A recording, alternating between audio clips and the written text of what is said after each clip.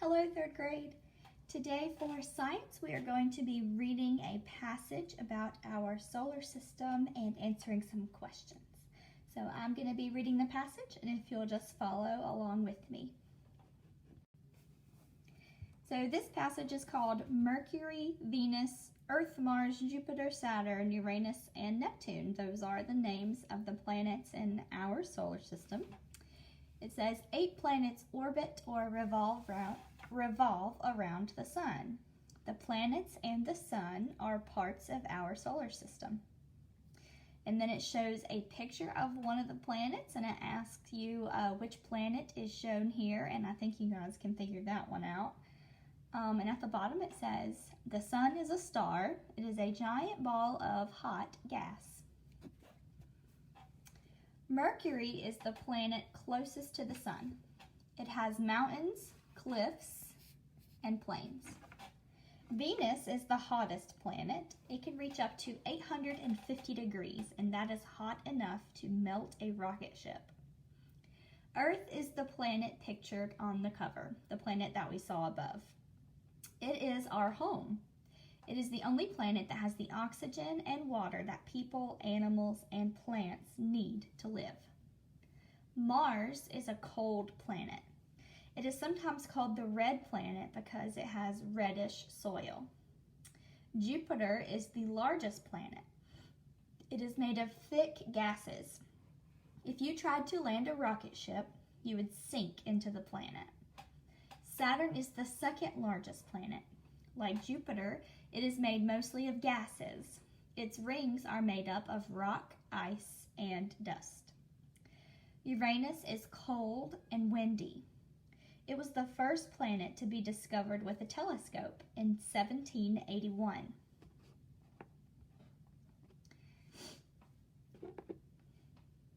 Neptune is called the blue planet. It is the coldest planet because it is farthest from the sun. Then it says, stay smart. Jupiter, Saturn, Uranus, and Neptune are gas planets. They all have rings. Only Saturn's rings are thick enough to be seen easily from Earth. To remember the order and names of the planets, just repeat this silly sentence. My very excellent mother just served us nachos.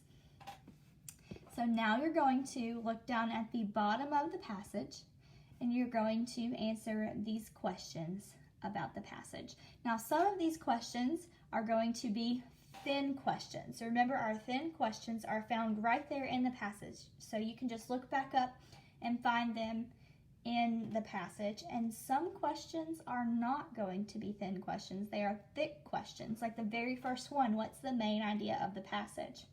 Well, you're not going to be able to look back in this passage, and it's not going to say the main idea of this passage is, and then tell you. Typically, the main idea of a passage can be found towards the beginning, but remember, it's asking you, what is this passage telling us all about? What's the main point of this passage summed up into one sentence? So, answer these following questions on a sheet of notebook paper would be fine, and make sure you're writing them out in complete sentences. So the first question says, what is the main idea of this passage? Number 2 says, which of the following details best supports the main idea of the passage? That's another thick question. It's not going to come right out and say it. But what that's asking you for is go look back in this passage and see if you can find a detail that best explains or supports the main idea. Number 3 says, which planets are gas planets? Number 4, which of the following, which of the following details best supports the main idea of the passage? It doesn't give us any details. I'm gonna say skip number 2 and number 4 because it does not give you any details. So let's do this.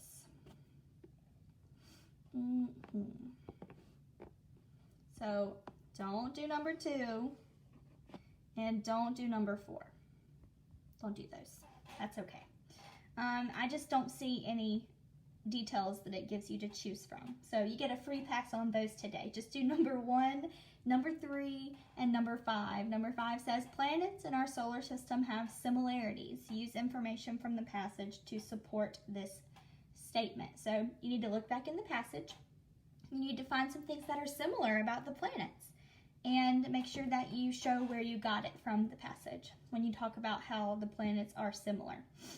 Now, something cool that you could do tonight. Tonight is actually something called the pink supermoon. I don't know if you've maybe heard about this on the news.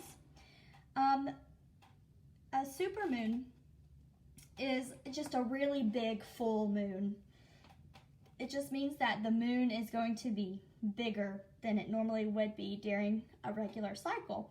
And it's called the pink full moon. And the reason it's called the pink full moon, it's not actually going to be pink. So if you go outside and you look at it tonight, it's not actually going to be pink.